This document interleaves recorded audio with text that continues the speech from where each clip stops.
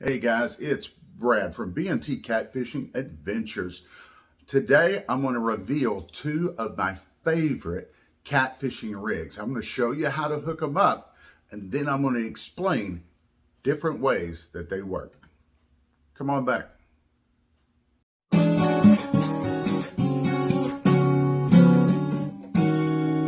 All right, first thing I want to say is I'm showing these rigs in no particular order of preference to use.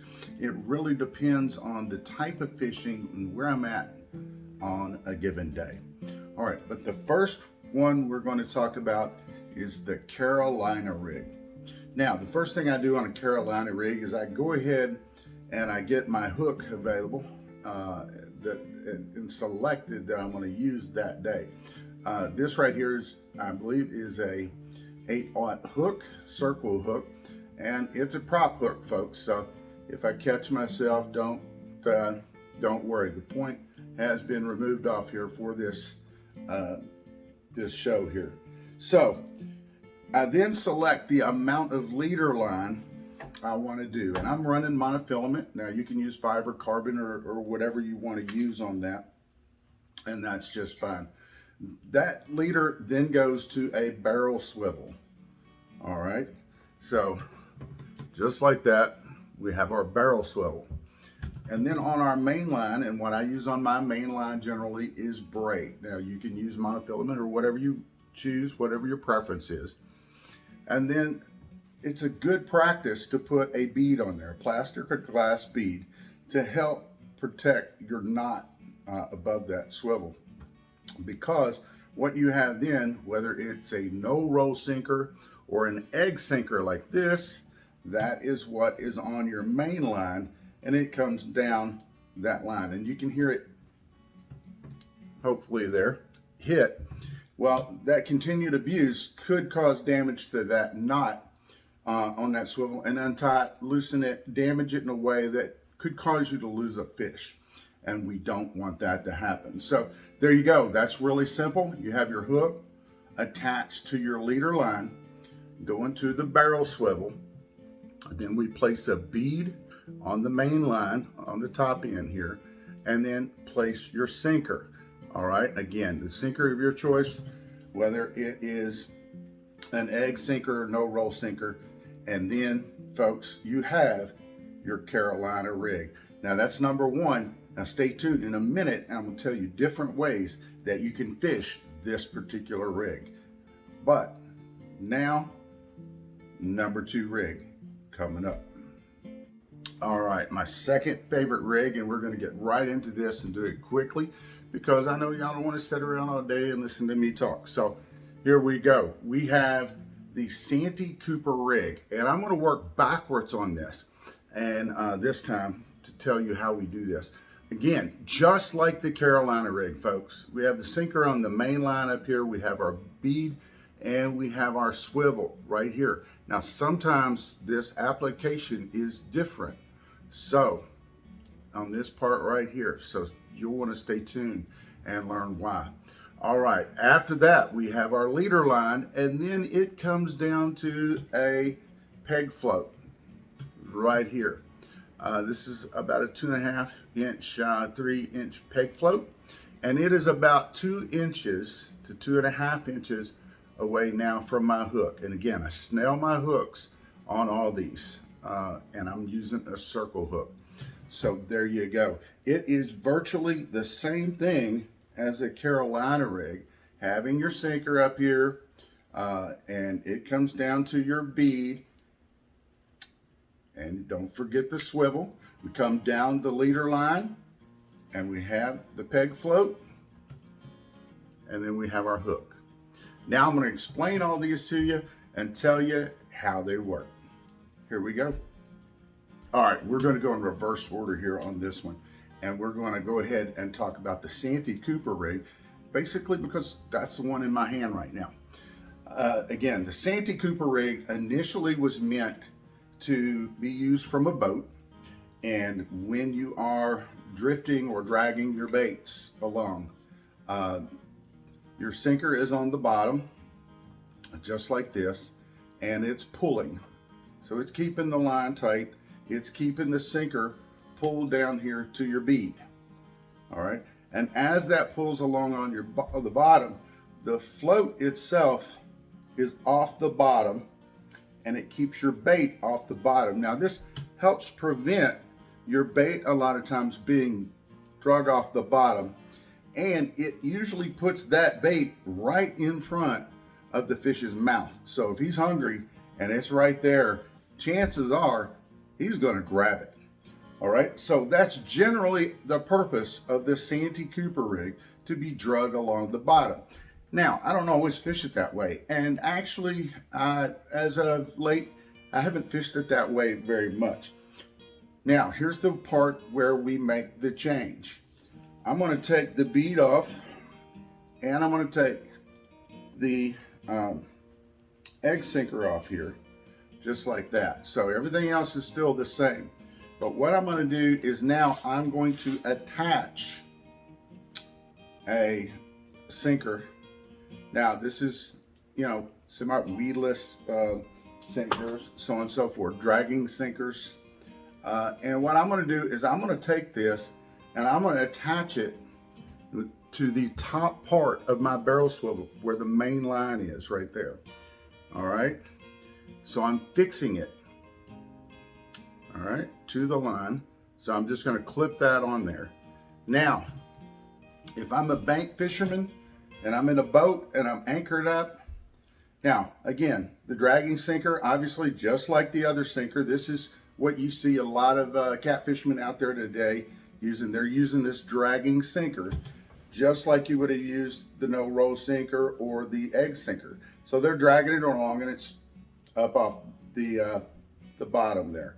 Now, you can use this same sinker or the other sinker, and if you're on the bank or anchored up, we can just cast this out there now.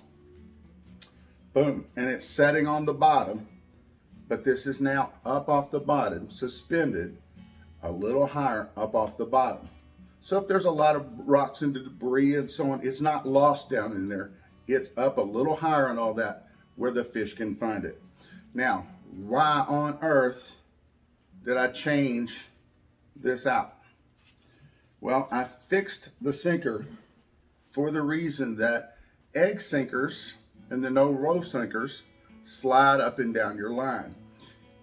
If your boat is not moving, pulling this line tight, and you're just sitting there, right, on the bottom, anchored up or from the bank, this float's going to do its job, and it's going to rise. And it's going to keep rising because this sinker will allow it to pull the line through as the float goes on up. So that's why we put this aside and we attach one of these sinkers to the barrel swivel. So it's not going to go anywhere. Now, the thing is also, I like to attach it to the top part for in the event we get hooked up on something, right? Just like this, it snags something, it attached something, and we have to break off. Well, this right here is gonna break because I use a lighter pound test than I do on my main line. Now, this is still pretty strong. This is a 50-pound monofilament line. So that's a pretty decent. Now, a lot of tournament fishermen, they'll use an 80 pound leader line, and that's fine. If you feel like you've got to do that where you're at, then that's what you go with. But when this breaks, it's going to break right here. Now I'm going to lose my hook, maybe my float. I might be able to find my float, but if it's still attached on this end and it breaks this way, my sinker is going to keep my float and everything on the bottom. All right. This way, if it breaks off, this may come up. I may be able to retrieve this and my hook, and my sinker is still attached to the main part of the line here on the top part of the barrel swivel. So that gives me a chance to retrieve all my gear. Now, again, this allows you to do it this way, fish from the bank or fish anchored up. You're suspended off the bottom, but you're not pulling through the line like you would on a traditional Santee Cooper Rig. So I hope that tip helps you guys out there to be able to use this more effectively, especially you bank fishermen out there, or if you're just somebody who loves to anchor up, throw them out, set back and relax, much of the time just like I do. Now, let's get into the Carolina rig and different ways to use that. All right, now we're back to our Carolina rig here. And again, the Carolina rig, much like the Santee Cooper rig, for many people is another thing that when they're in the boat, they throw this out and they drag it along the bottom. Now the bait floats or it bounces up and down off the bottom. It doesn't rise up like, for instance, it would and stay up like it would with the Santee Cooper rig. So this too, boom, is a dragging or a drifting rig a lot of times. Now you don't have to worry about if you're bank fishing or you're anchored up and you cast out and you want to fish on the bottom. Boom, it works perfectly well on the bottom. This is going to hold it down. The current may pull this, may move it, may wave it up, your bait up and down a little bit with the hook there. That's always possible. Now, another way to fish this other than dragging and drifting it, and this is where your leader line comes into play too. A longer leader line could be used for drifting and dragging. Now, another way people do this if they're in a boat is they suspend fish. So what they do is they'll drop this all the way to the bottom and boom, just off the side of the boat, and they'll wait till they hit, and then they're going to make a crank or two, right, just to get the bait. They're trying to get the bait just off the bottom. All right, well, if you use a very long leader line and you only crank that thing up once or twice, this thing could still be setting in the mud down there on the bottom of the river, okay, or the lake. So you want to make, if you're suspend fishing, in this case, what you want to do is have a shorter leader line, right? So when you pull this up off the bottom, a crank or two, now your bait is suspended up off the bottom just a little bit where you want it. Now, obviously, if you see fish, if you're running sonar and your fish are more in the middle there, then you can obviously crank this up and put that hook and your bait wherever you want it in the fish column. All right, so there you go. Again, another drifting or dragging rig, but can be used from the bank and can be set on the bottom, or if you want to suspend this rig, you can do that as well. Great rig. It's been around a long time, and it's caught tons and tons of fish. Folks, hopefully these two versions, my favorite versions of catfishing rigs, can help you catch more fish too. And maybe you've learned something today on different ways to use these things that maybe you'll be able to put into effect this year or the years to come. Folks, I hope you enjoyed this.